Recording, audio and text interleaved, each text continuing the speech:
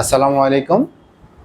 পায়ে ব্যথা নিয়ে আসছে ইয়াসিন ভুঁইয়া, বয়স হচ্ছে ৭০। তিনি আসছে সেনবাগ থেকে। উনি যখন আমাদের কাছে আসছে হুইল চেয়ার করে আসছিল জীবনাল হাসপাতালে ডাক্তার মোহাম্মদ ইমাম হোসেন স্যারের কাছে। কতটুকু এখন ভালো আছে বর্তমানে আমরা ইয়াসিন ভুঁইয়ার মেয়ের কাছ থেকে আমরা শুনবো। আসসালামু আলাইকুম।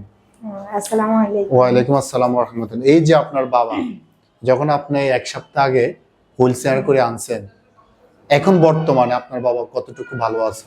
আলহামদুলিল্লাহ অনেক সুস্থ আছে, ভালো আছে। জি। ওনাকে গত মঙ্গলবারে আনার পর অনেক অবস্থা অনেক খারাপ ছিল। 2-3 জনে মিলে দাঁড় করাইতাম, হাঁটাইতাম।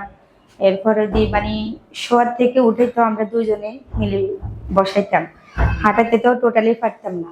এরকম অবস্থা নিয়ে আসছি এই ইমাম হোসেন স্যারের কাছে। ওনারে দেখাইছি, পরীক্ষা নিরীক্ষা সবগুলো করাইছে, করার পরে থেরাপি দিছিল।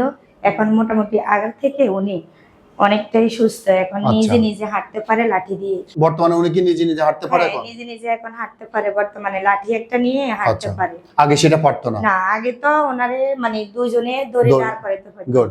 উনারই প্রথমত এই হাসপাতালে গত মঙ্গলবারে হুইল চেয়ারে করে আনা হয়েছে। আচ্ছা।